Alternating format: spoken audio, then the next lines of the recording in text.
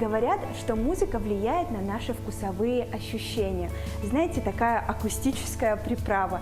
Сегодня мы обязательно поговорим о ее влиянии на нашу жизнь и не только. Ведь в гостях у меня замечательная Мария Славская. Здравствуйте. Здравствуйте всем. Мария Славская – артист Государственного симфонического хора филармонии. 5 лет была ведущей развлекательной телепередачи, 4 года работала ведущей на радио. Музыке же посвятила 25 лет. Увлекается рукоделием, модой и просто обожает готовить. Делает это с огромным удовольствием. Научилась готовить самостоятельно. Часто подключает фантазию и импровизацию на кухне. Придумывает простые и вкусные рецепты. Очень рада видеть вас в нашей студии. Взаимно. Знаю, что вы занимаетесь музыкой уже с 5 лет. Да. И вы начали изучать ноты раньше, чем буквы. Да, это точно. Да, я еще вспоминала, да. Я читала ваш пост в Инстаграме и хотела бы задать вопрос. Вы сейчас связали свою жизнь с музыкой. Как она повлияла на вашу жизнь? Ну, начну с того, что музыка уже с 5-летнего возраста так вот красной нитью проходит через всю мою жизнь, потому что она влияет абсолютно на все, что со мной происходит. Я даже самыми обычными бытовыми делами я занимаюсь под музыку. Я всегда ношу наушники, хожу в наушниках. Я порой даже засыпала с магнитофоном, когда-то в былые 90-е, чтобы только звучала музыка. Ну и сейчас я вот работаю в симфоническом хоре Государственной филармонии, и это счастье. Потому что дело, которое тебе приносит радость, удовольствие, которое не напрягает тебя абсолютно, ну это просто вообще о чем только можно мечтать на самом деле. Тогда посоветуйте, наверное, 3 альбома или, может быть, 3 исполнителя, композиции, которые вы слушаете тогда, когда готовите. Вообще, у меня хоть и классическое музыкальное образование, музыкальный вкус достаточно такой необычный. Мне нравится дабстеп. Ух ты, как неожиданно. Да, я вот слушаю таких исполнителей, как Dropkick, Teddy Killers, Skrillex тоже иногда бывает. Ну, я слушаю музыку обычно ВКонтакте, заполняю свой плейлист и слушаю эту музыку, пока она мне не надоест, и я начинаю обновлять свой плейлист. Но иногда у меня предпочтения музыкальные меняются, так как у меня есть вот эта вот основная музыкальная база. Я слушаю также классические произведения, когда устаю вот от этого шума, от этих вот ударных, от барабанов, я начинаю слушать Рахманинова, Бетховена, Шопена. Замечательный выбор произведений. И сейчас я бы хотела узнать, с чего мы начнем нашу готовку. Так, ну вообще я хотела сегодня поделиться приготовлением томатно-сливочного супа. Я вот буквально на днях приготовила его дома.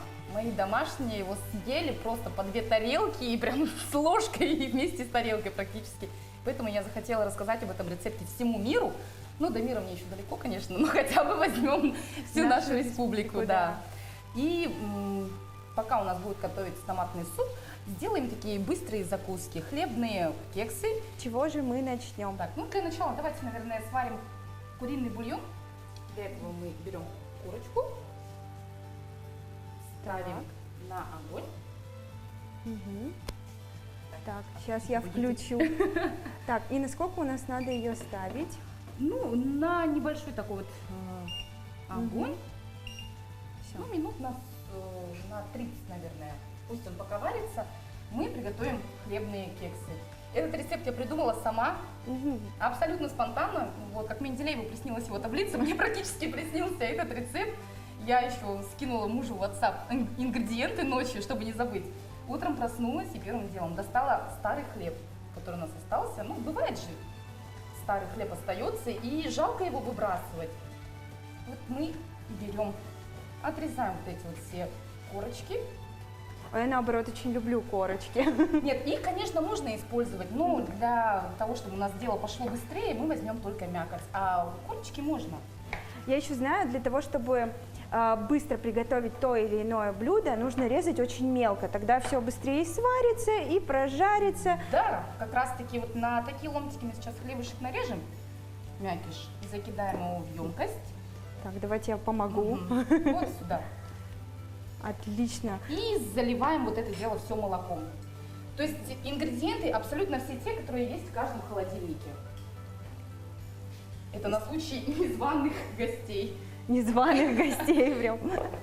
Так, и добавляем сюда, ну можно 2, можно 1 яичко, как бы разница не принципиальна. Я помню, в детстве такие мама готовила хлебушки, Да. только она вот отдельно их замешивала все вместе. Так готовили мы все в детстве, так, вилочку. Вилочка, вот. Ну, мы просто обжаривали хлеб вот в такой вот Да, смеси, да. Ну, а здесь я вот немножечко иначе решила сделать. Просто перемалываем все вот это вот вместе с хлебушком. Вот здесь вот корочка, она бы тоже могла молоком пропитаться, стать мягкой, да, и все можно было бы использовать. В домашних условиях, конечно, все используется.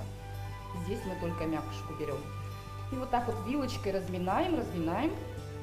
И у нас такая вот получается масса. Очень интересный рецепт. Знаете, я недавно в интернете наткнулась на такую информацию, что якобы хлеб впервые появился очень случайно. Один египтянин оставил на ночь возле печки смесь из муки и воды и пошел спать.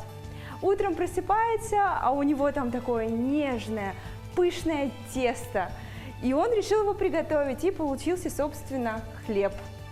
Ну, вот так и дошел до нас. И так он и дошел до нас. Как хорошо, что когда-то он оставил это тесто возле печи. Ну, мне кажется, такие простые рецепты, они получаются случайно. Ну, как говорят же, все гениальное просто. Да. Так оно и есть на самом деле. Вот у нас почти уже все получилось. Для чего сюда мы добавляем яйцо? Ну, всем известно, что яйцо оно скрепляет, и поэтому вот, чтобы у нас кексы получились такие вот цельные, для этого у нас и идет сюда яичко. Давайте мы покажем, какая у нас смесь получилась. Вот, посмотрите. Вот до такого состояния надо все это перемешать и добавить. Ну, чтобы он сильно жидким не было, ну вот таким вот упругим. Добавляем укропчик, чуть-чуть посолим. Так, соль уже у нас вот тут вот наготове. Чуть-чуть. Все на глаз. Все на глаз. Я обычно в готовке использую очень смелую долю импровизации, и поэтому у меня как таковых точных рецептов никогда не бывает. У меня все вот на ходу, все в режиме онлайн. Даже сейчас, может быть, я готовлю не так, как готовила дома. Но, в принципе, так оно и выходит. Как у меня получилось. Да, вот такая вот масса. Здесь примерно выйдет 3 кексика. Но кексы у нас будут необычные, Так. а с начинкой. Начинку можно использовать на самом деле любую. Можно и грибочки, можно и что-то такое, что нравится людям. Такие вкусовые предпочтения. Ну, мы вот такие вот классические используем начинки, как колбаска, сосиска и сыр. Можно еще ветчину. Можно ветчину использовать, да, ну, различные вот мясные продукты. Можно прямо мясо. Сыр Так, мне просто ломтиками так Сыр, да, на ломтики, ну, потом в процессе мы его немножечко видоизменим. видоизменим, да. А что вас вдохновляет на кухне? На готовку, например. Ну, вообще вдохновляют меня новые рецепты. Всегда. То есть я могу заглянуть куда-то, посмотреть, узнать какой-то рецепт и начать его готовить. Но в процессе приготовления опять у меня вот это вот врывается смелая доля импровизации и начинается уже совершенствование. То есть рецепт, он видоизменяется, наверное, процентов на 70. Интересно. Того, что было там написано. Так, теперь сыр. закладываем все это в формочки. Вот наши Формочки, да, формочки, я вижу. Опа. Формочки наши. Их, Так, наверное, можно, надо да, немножечко протираем маслом. Кстати, я в готовке использую всегда вот такое вот масло, не рафинированное, которое с запахом. Да. Семечек, потому что оно полезнее. Оливковое мне на самом деле не очень нравится. Мне кажется, что у него вкус какой-то не очень. Абсолютно безвкусное. А вот это вот масло, его и в салаты добавлять очень хорошо. Оно придает вот пикантный какой-то вкус. Я вот оливковое очень люблю масло. Многие же говорят, что оно очень полезно для организма. Ну, вообще это не спорю, да, конечно, это полезно. Так, а теперь давайте ложечкой будем накладывать уже. Вот у нас есть ложечка. Вилочка нам уже отслужила свое дело, теперь пришло время ложки. И вот так вот таким образом закладываем. И сверху Да. можно положить, да, уже наши Да, вот так вот сосиски. И сверху сосисочки, и потом поверх сосисок уже сыр. Сосисочек можно так вот побольше, чтобы... Можно еще ветчину использовать, то есть это такой... Можно даже сделать их абсолютно такими овощными. То есть можно положить все что угодно. Да. Ну, это вот на вкусовые предпочтения уже от этого зависит. Говорят, если сыр, например, съесть перед сном, то тогда можно ожидать того, что сны будут сниться очень хорошие. Ну, мне кажется, что сыр это всегда вообще очень положительно влияет, потому что я сыроед, я очень люблю сыр.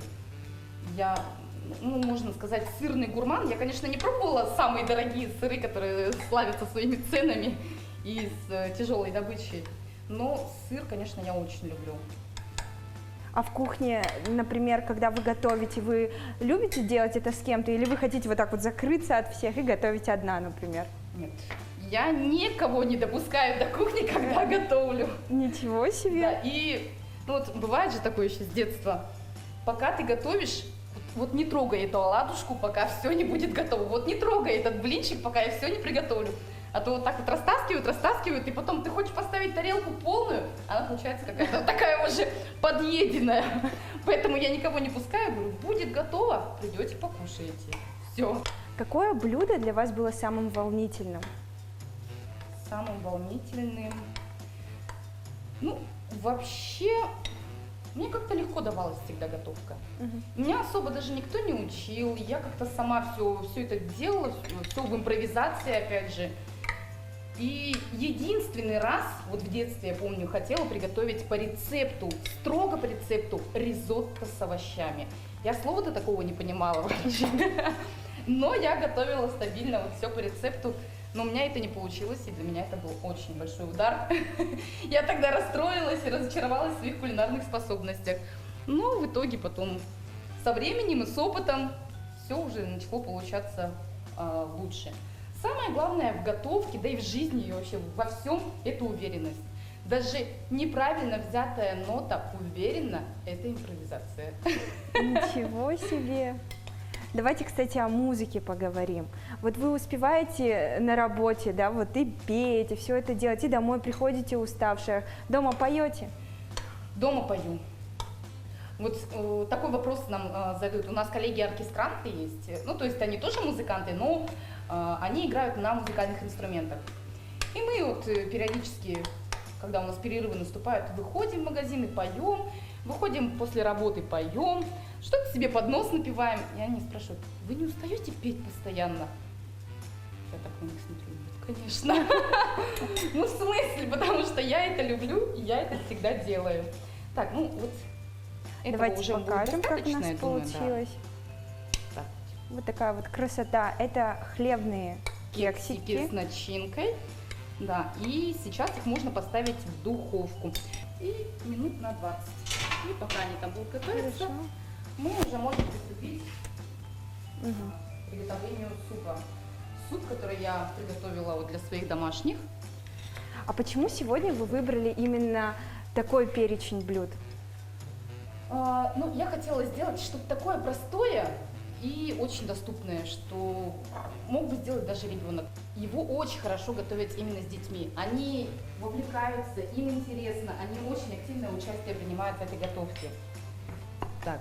Ой, какие Ну красивые. и вообще, в принципе, в готовку можно привлекать детей, даже нужно, потому что, ну, это все равно как развитие. Я думаю, мамочки так и делают, пока не являясь мамой, но я обязательно со своим ребенком буду готовить на кухне блюда, чтобы приучать уже к гастрономическим изыскам его с детства. Наша уже любимая рубрика ждет своей очереди. Обязательно ее посмотрите. И это продуктовая корзина.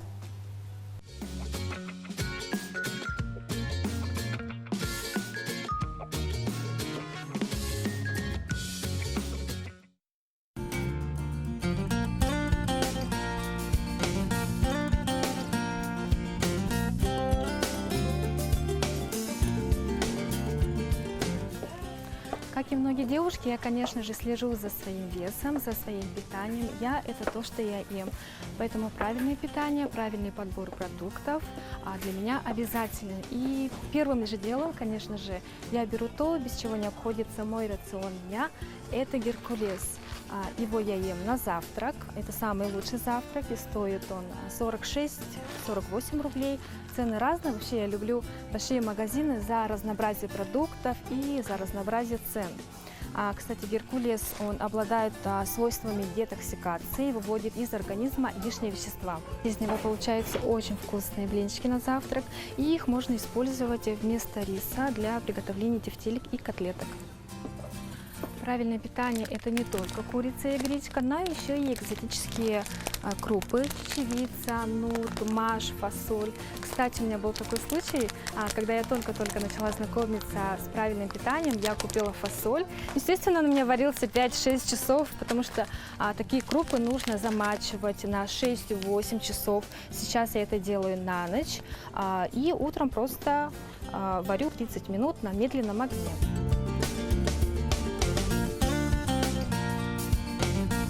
Всегда беру гречку, она очень питательная и быстро варится, а для городского человека это очень важно.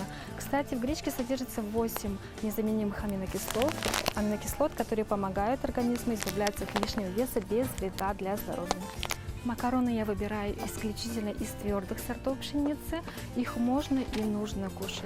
Многие девушки отказывают себе в макаронах, но не стоит этого делать. Только нужно помнить о том, что их нужно кушать до 3 часов дня. Вы, наверное, все знаете один лайфхак правильного питания. Это детское питание, детские пюре. Можно добавлять в выпечку, в каши. Получается очень вкусно. Главное, смотрите состав, чтобы не было консервантов и чтобы не было сахара. Я всем советую покупать томатную пасту и добавлять по 1 столовой ложке в день в ваши блюда. И тогда ваш организм скажет вам спасибо, потому что в нем содержится витамин С, который поддержит ваш иммунитет. Это очень важно сейчас, в простудные времена, осенью, весной, зимой. Яйца – это основной источник белка, поэтому в моем холодильнике они всегда присутствуют. Кстати, в желтке содержатся витамины А и Д. Ну и, конечно же, молочные продукты. Не нужно от них отказываться. Питание, еще раз говорю, должно быть разнообразным. Молочку я взяла 1,8%. Из мяса я чаще всего беру голень, филе курицы, потому что она переваривается 2-3 часа, и в нем содержатся те белки, которые легко усваиваются. Поэтому многие спортсмены, кстати, предпочитают курицу. Всем советую.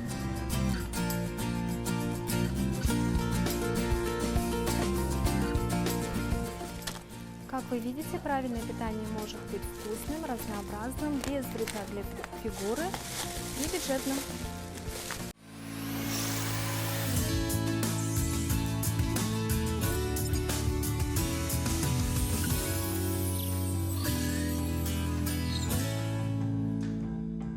Помидорчики можно взять, желательно, конечно, взять домашние, потому что вкус домашних помидоров не заменит никакие покупные. Но так как сезон у нас уже закончился, все домашние помидорки съедены, мы берем вот штучек 20-25 помидорок, таких вот черри. Можно взять мясистые. В общем, берем помидоры те, которые повкуснее. Некоторые хозяйки хранят помидоры в холодильнике. Оказывается, это неправильно. Нужно хранить их в темном месте при комнатной температуре. Кстати, я об этом не знала, я тоже храню в холодильнике. Ну, так они теряют свои вкусовые качества быстрее в холодильнике. А вот если в темное место положить, то, в принципе, будет все замечательно, прекрасно и очень вкусно. Но обычно овощи и фрукты надо съедать очень быстро. Ну, это бесспорно, да. Я еще вычитала где-то информацию, что яйца, обычные яйца, сырые яйца, в своей броневой скорлупе, они, оказывается, очень сильно впитывают запахи. Запахи из холодильника какие есть, чеснока, лука и все вот эти вот посторонние очень сильные запахи, они, оказывается, через скорлупу впитывают и потом уже становятся не такой вот первой свежести, какими были до этого. Как это правильно называется? Правильное соседство в холодильнике должно быть. Правильное хранение. Как вы закупаете продукты, например, чтобы они у вас были свежие в холодильнике всегда, вот каждый день ходите, либо же вы один раз в неделю закупаетесь? Нет, ну, есть продукты, которые можно хранить и не беспокоиться об их первой свежести, а есть те, которые, ну, как бы желательно употребить сразу. Ну, и те продукты, например, тушенка какая-нибудь, мясо, рыба, макароны, овощи, ну, не овощи, то есть крупы, это, конечно, все покупается на оптовой базе заранее и на несколько дней, ну, может быть, неделю. Ну, а вот овощи и прочие вот эти вот фрукты, молочка, это все, конечно, покупается в день. То есть, чтобы съедать сразу. Так. Теперь давайте нарежем лук. Можно сразу, я думаю, уже в сковородку положить, да? Так, сначала положим лук в сковородочку. Давайте, ой. Она горячая. Уже нагрелась от супчика. Так. Сейчас быстренько мы нарежем полукольцами лук. В сковородочку положить? И в сковородку, да. Или помидорки-то надо класть? Помидорки после лука, когда мы уже обжарим, да. Это все, я поняла. Я не знаю, почему именно такая последовательность, почему-то вот мне вот так взбрело в голову. И, кстати, дома я использовала фиолетовый лук, он мне больше нравится на вид, ну и, мне кажется, что он вкуснее. Но в салатах он определенно смотрится красивее, чем обычный репчатый лук. Как вы считаете, на отношения вообще еда влияет? Ну, вы имеете в виду путь к сердцу мужчины? Да, безусловно. Нет, это, конечно, ну, раз вот такое вот выражение есть, имеет место быть, то значит и на отношения все это влияет. Есть у меня одна знакомая, ну, назовем ее условно Алена. Давайте. Она вышла замуж очень рано и не умела готовить. А муж ее из такой вот семьи, которая готовит очень много, очень часто и очень вкусно. И на этой почве у них были постоянные ссоры, муж был недоволен тем, как она готовит. И, конечно, первое время это все очень влияло. А потом со временем и с опытом, конечно же, все это пришло, она начала готовить лучше, чем мама, хоть нельзя такое произнести. Да, и у них жизнь просто зацвела. Ну, что поделаешь, мужчины любят покушать и любят покушать очень вкусно. Да, мне кажется, и женщины тоже любят покушать. Вот у меня в прошлый раз гостила героиня, которую мужчина покорил своей готовкой. Представляете? Если бы мне мужчина приготовил что-нибудь изысканное и вкусное, меня бы наверняка тоже покорил. Потому что мужчины, когда готовят, это очень круто. Мне очень нравится, когда готовит мой муж. Ну и в итоге получается очень вкусно. Я поэтому ему никогда не мешаю. У африканских женщин есть такая традиция. Для того, чтобы мужчина быстрее бежал домой, они утром его спрашивают, что ты хочешь на ужин? А он ей говорит, например, хочу курицу с картошкой, ну, предположим, очень условно. Она говорит, хорошо, вечером будет тебя ждать. Вот он сидит на работе и думает, что на ужин его ждет эта курица с картошкой, и после рабочего дня просто бежит домой.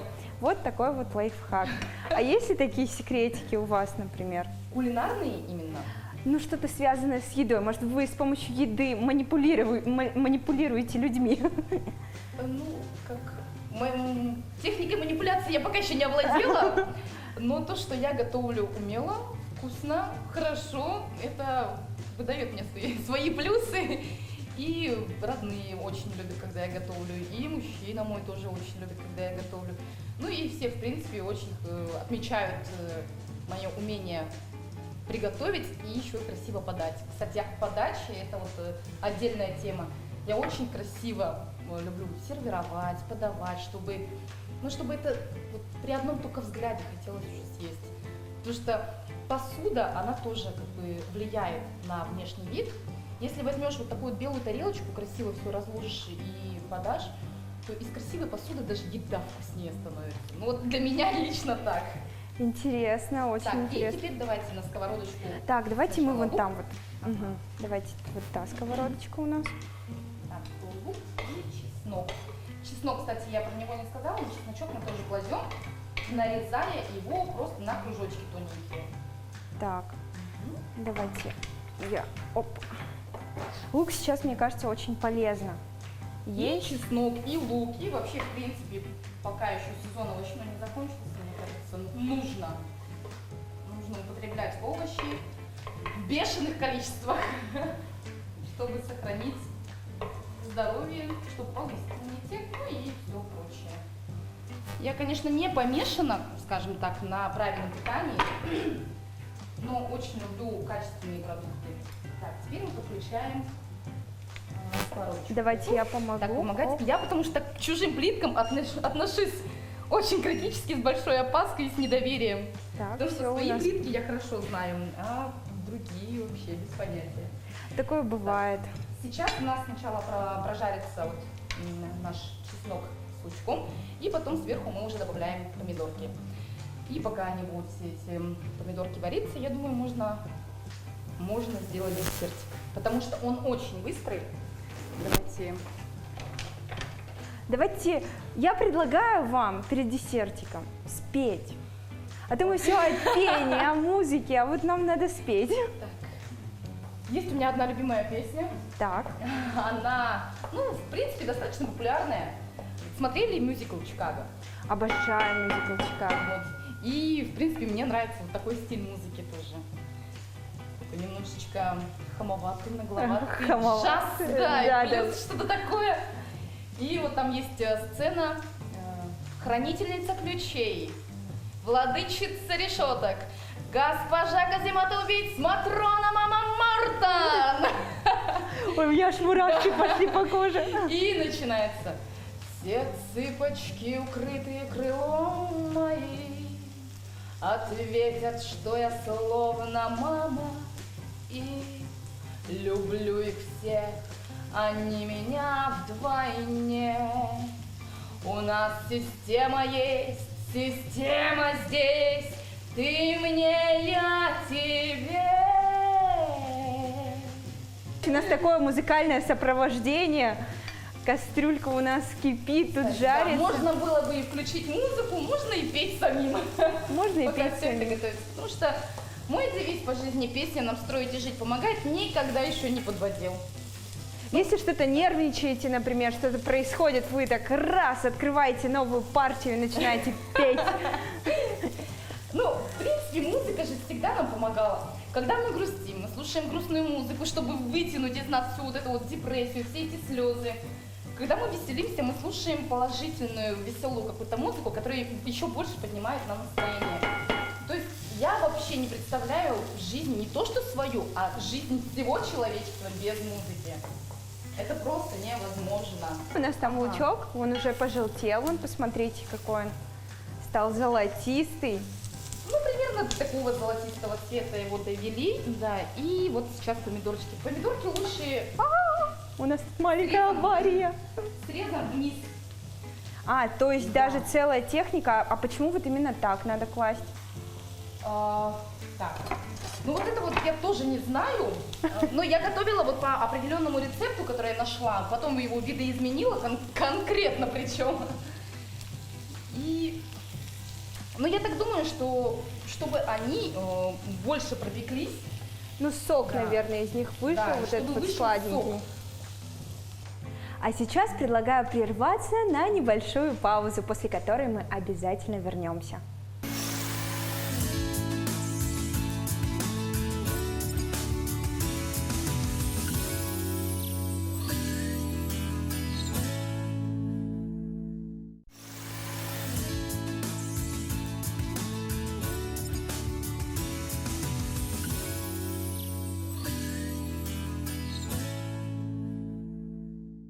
Когда ходите по магазинам, обязательно обращайте внимание на акционные продукты, особенно на продукты месяца.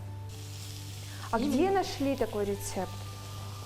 Я очень, начнем с того, что очень люблю готовить, и люблю готовить что-то всегда новое, что-то необычное.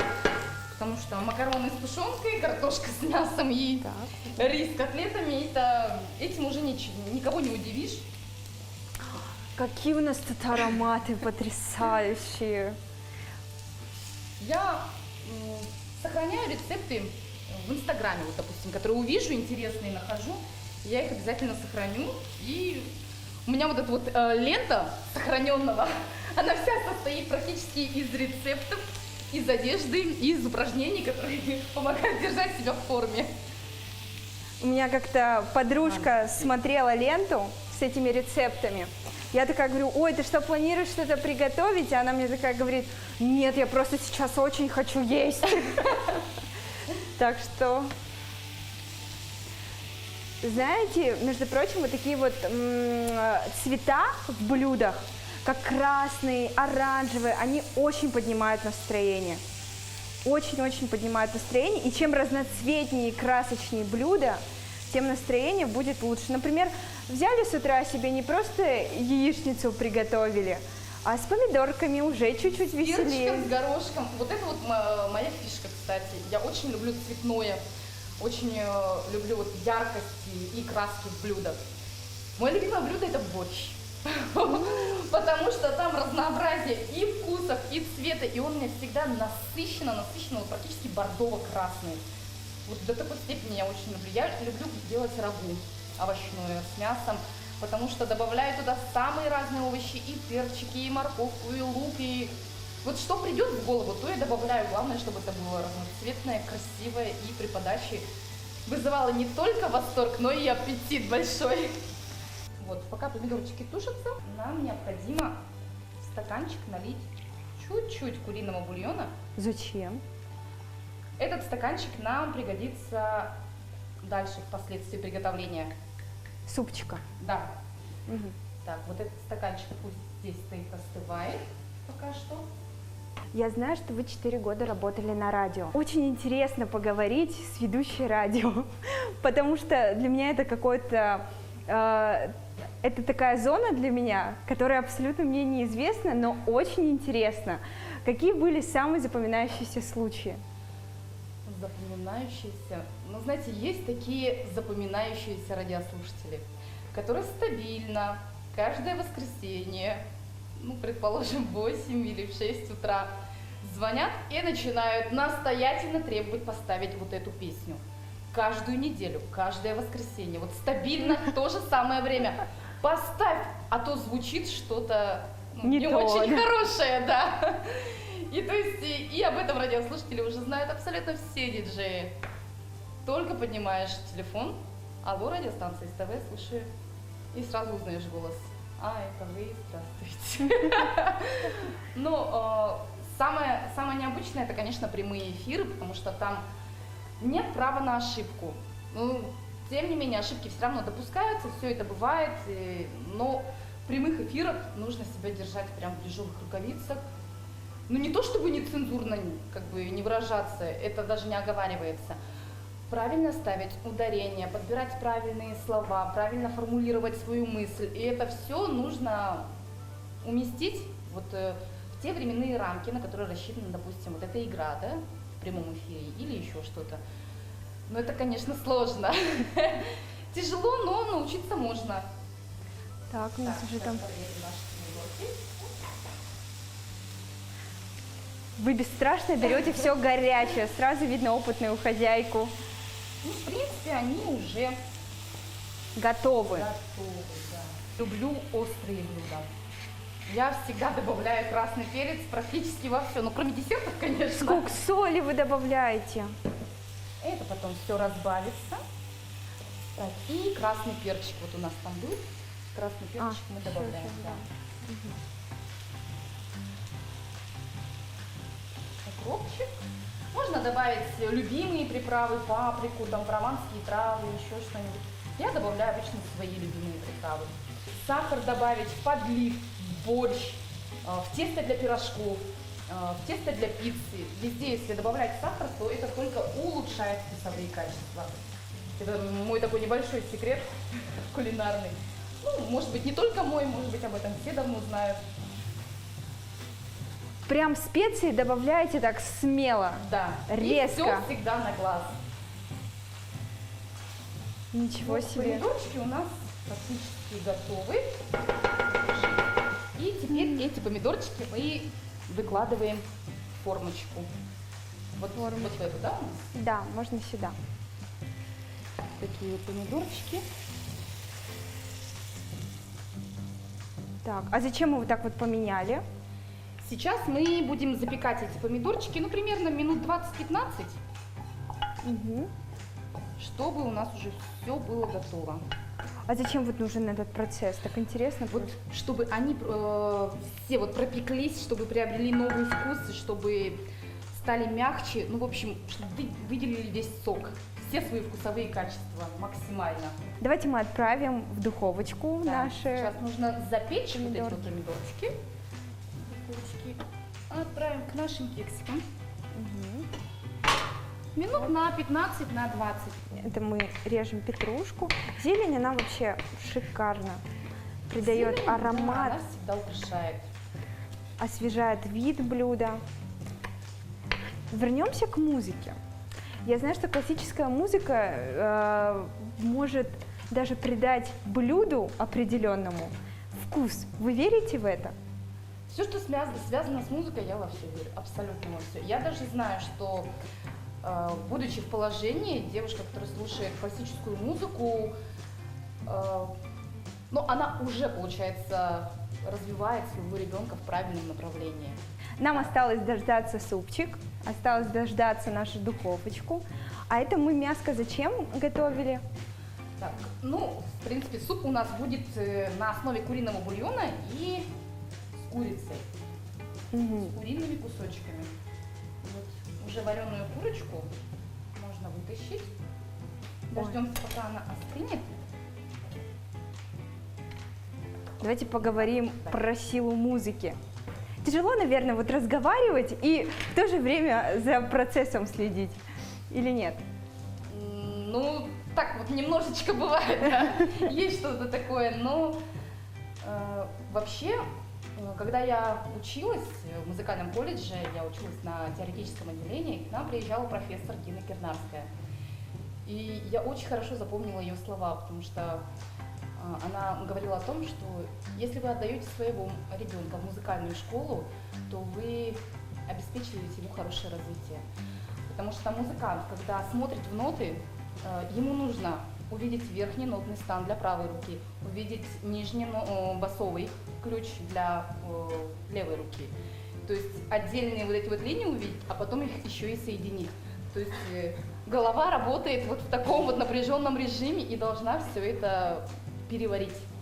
То есть, и ребенок может уже с детства делать несколько дел одновременно. То есть в этом ему помогают начальные музыкальные знания. То есть музыка, она во всем помогает. Можно даже не продолжать музыкальное обучение, можно ограничиться только музыкальной школой. Но вот эта вот начальная музыкальная база, она все равно в жизни когда-нибудь поможет. Может, это будет незаметно для самого человека, потому что он это не почувствует, но это определенно поможет и повлияет на его жизнь в положительный момент, ну, в положительном моменте. Я всегда за музыку горой. Так, теперь нужно... Аккуратненько разрезаем от кожицы, да? Да, я вот не люблю кожицу. Я даже не люблю хрустящую кожицу, которая вот приготовленная в духовке. Я ее обычно всегда снимаю, не знаю почему. Мне кажется, что там столько много жира. Но она еще аллергичная, я знаю, то, что для аллергиков лучше избегать кожицу.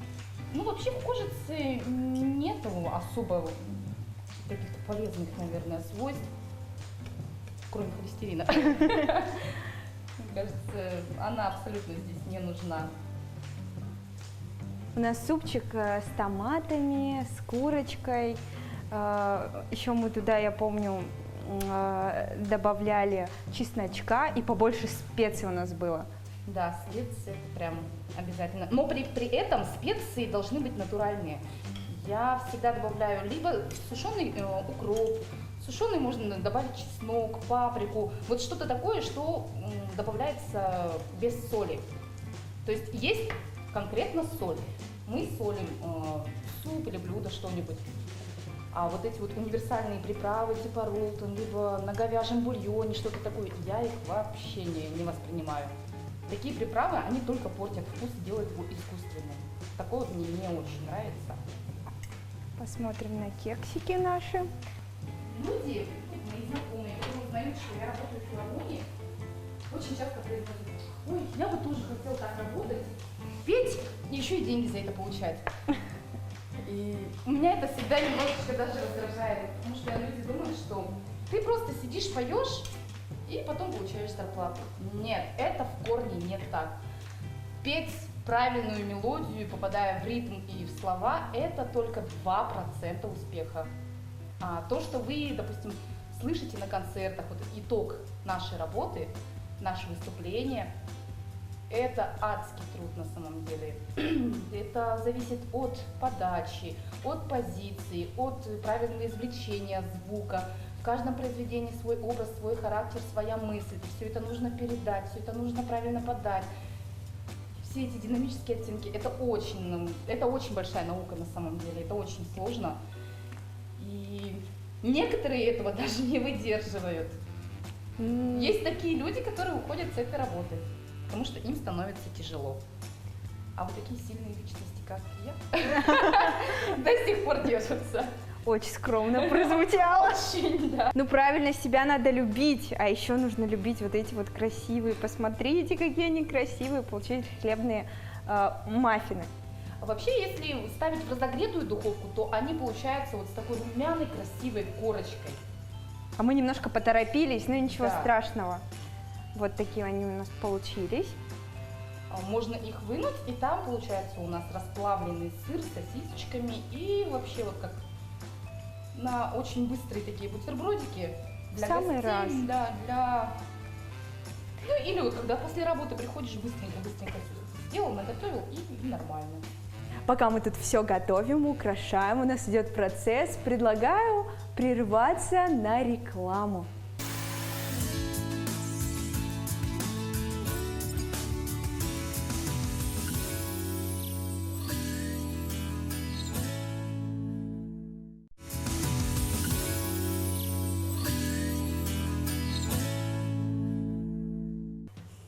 Какой замечательный аромат, вы только посмотрите, как это все выглядит красиво. Мы сначала пожарили лук, затем помидорки, добавили немножко чеснока, специи обязательно. И после того, как мы пожарили, Поместили в духовку на 15-20 минут, чтобы они пропеклись и выделили сок и все свои вкусовые качества. ой, какой Да. аромат потрясающий. Да, ну теперь нужно завершить все вот это. Потушим еще буквально 5 минуточек. А можно обойтись как-нибудь без духовки? В принципе, можно обойтись без духовки, да, можно использовать блендер. И чуть дольше тушить помидорчики на сковородке. Я, в принципе, готовила этот рецепт только один раз и еще не пробовала готовить без духовки. Ну, думаю, я попробую и обязательно это сделаю. Курочку мы нарезали вот на такие мелкие кусочки и скидываем их уже в бульончик наш готовый.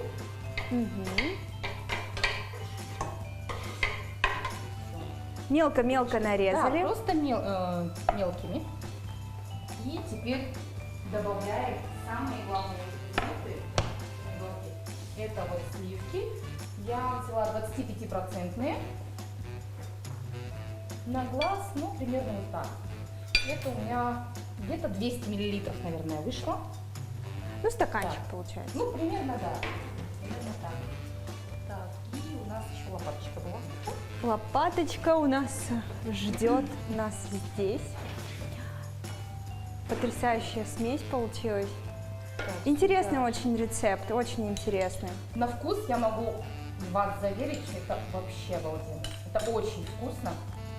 Оно немножечко и сладенькое, и остренькое, И вся- кисленькое. кисленькое. А, еще мы добавляем томатную пасту. Да. Томатную пасту добавляем, ну, вот примерно 2-3 столовые ложки. Ничего Вот так вот. себе. Это Щедро. Сметанку мы тоже добавили примерно 2-3 столовые ложки. И вот это вот. помидоров много не бывает, называется. Да, потому что это томатный суп. Соответственно, там должно быть очень много томатов. Но и за счет того, что он томатно-сливочный, вот, мы сюда и добавили и сливки, и сметану. Сметану, кстати, потом еще можно добавить при подаче уже самого супа. Какое блюдо вы готовили мужу впервые? Я помню, что на 14 февраля я приготовила ему рыбный пирог, но не просто вот на тебе любимый рыбный пирог. Я его украсила тестом, сердечком, рыбку там все вот разместила, нарисовала, все сделала красиво и сделала в форме сердечка. Так. Да. Ну вот был мой первый такой кулинарный подарок, а вообще в основном я его всегда очень сильно балую. У нас бывают такие кулинарные батлы. Он обычно готовит по воскресеньям. Так, интересно. Да. Ну, в воскресенье выходной, приходит какое-то вдохновение, посещает, озаряет, и он начинает готовить. И я пытаюсь составить ему конкуренцию, если он приготовил что-то вкусное. Я думаю, а я вот приготовлю сейчас еще лучше. И у нас такие небольшие соревнования происходят. Вот, кстати, тот куриный бульончик, который мы вначале брали, добавляем вот уже сюда, в помидорки. И вот это у нас тушится. Вообще, в принципе, вот эту вот всю смесь можно перемолоть блендером, чтобы получилось такое пюре. Но я вот так не делала, я просто вот примяла все помидорчики лопаточкой, чтобы вкус ощущался. И поэтому я прям сюда добавляю фасольку. Фасолька у нас тоже в томатном соусе, можно без соуса, просто фасоль. Но так как у нас в томатном соусе, лишним он не будет. Как интересно, столько всего. На самом деле добавки вот в суп я уже придумывала сама, что добавить. Ну не картошку же добавлять для такого необычного супа. И я подумала, что фасоль, именно консервированная, она бы очень отлично сочеталась и гармонировала. И когда я уже предоставила готовый вариант супа, все согласились с тем, что фасоль здесь очень хорошо сочетается. Потому что фасоль, в принципе, на вкус как картошка. Но если готовить фасоль, которую нужно варить, то это очень долгий процесс. То есть 2 часа замачивать, 4 часа варить и в 12 часов ночи только сесть ужинать. Поэтому такую консервированную фасоль можно запросто использовать. И добавим еще маслины. Ой, какие красивые маслины, без косточек обязательно. Без косточек, конечно. Это будет очень неприятным сюрпризом Для гостей. когда маслины с косточками в супе. Интересный рецепт, ароматы такие у нас стоят здесь в студии. Жаль, что люди пока еще не придумали, Не изобрели, да. не изобрели средства, с помощью которого можно было бы на расстоянии передавать ароматы.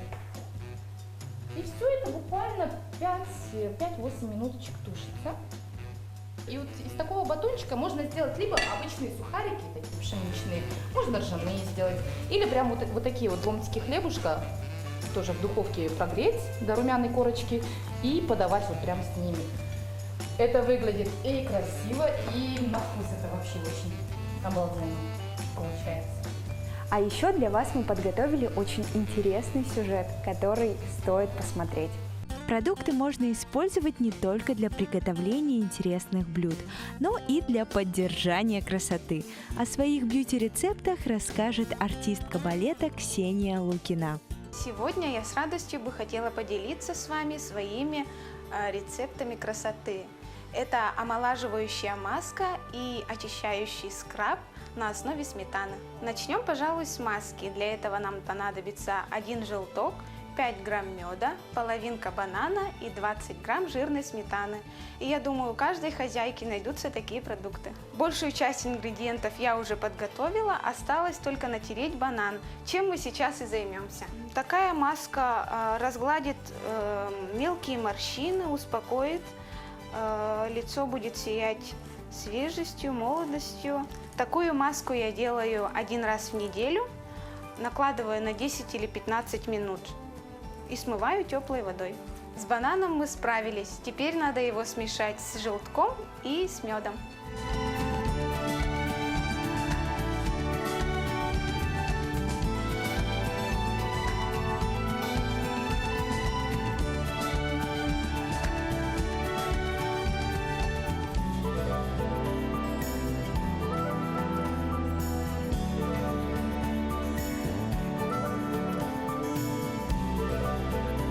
Сейчас мы добавляем наш главный ингредиент. Это жирная сметана, которая увлажнит нашу кожу. Эта маска подходит для сухой кожи, она разглаживает морщины и стоит совсем недорого.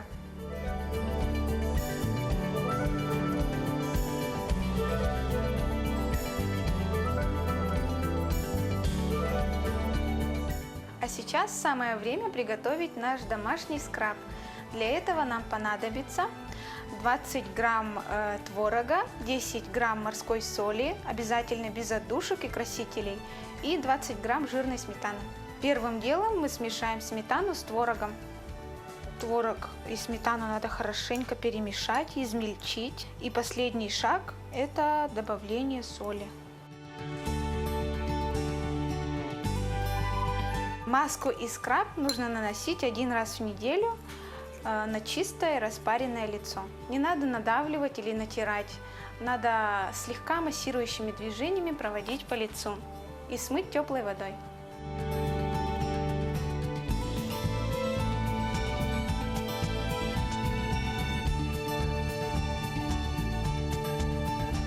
Скраб и маску можно сделать легко в домашних условиях. Достаточно лишь уделить себе немного времени.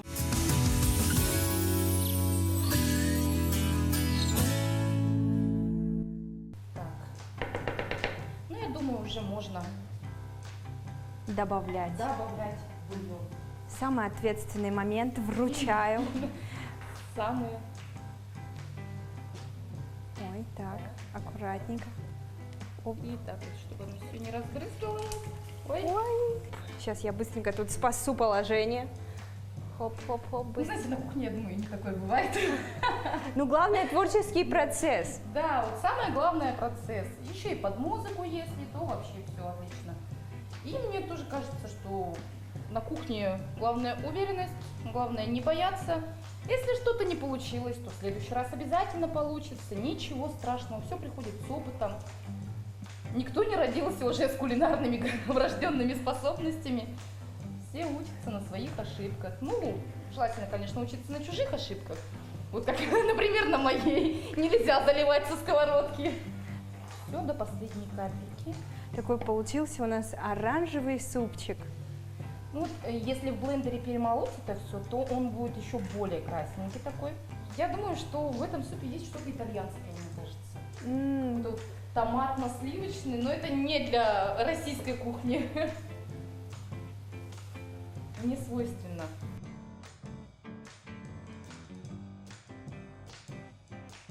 Самое интересное, что вы, Мария, пришли к нам с новым рецептом, потому что обычно всегда хозяюшки стараются готовить что-то более привычное, Проверенное. проверенное, а здесь сразу эксперименты.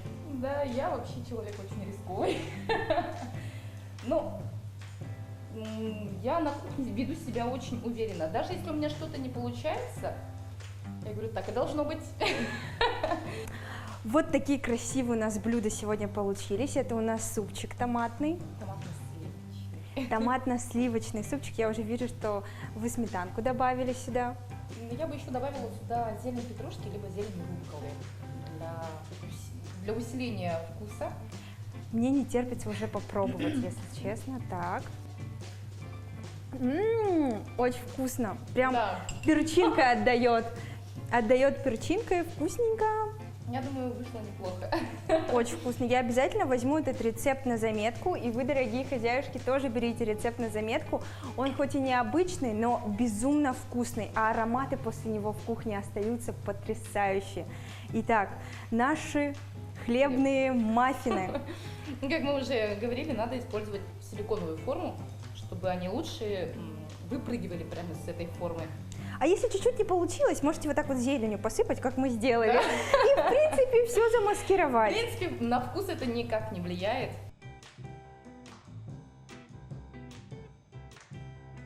Так, ну что, давайте пробовать.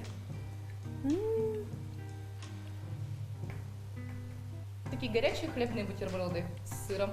Да, да. И причем я все за эти корочки волновалась, что вы их отрезали, а в итоге оказалось, что блюдо такое достаточно мягкое, не тяжелое, несмотря на то, что это хлеб. и безумно нежная и мягкая. Так что берите на заметку, обязательно записывайте все наши рецепты, фотографируйте их. На этой замечательной и вкусной ноте мы с вами прощаемся. Пока-пока, до следующей недели.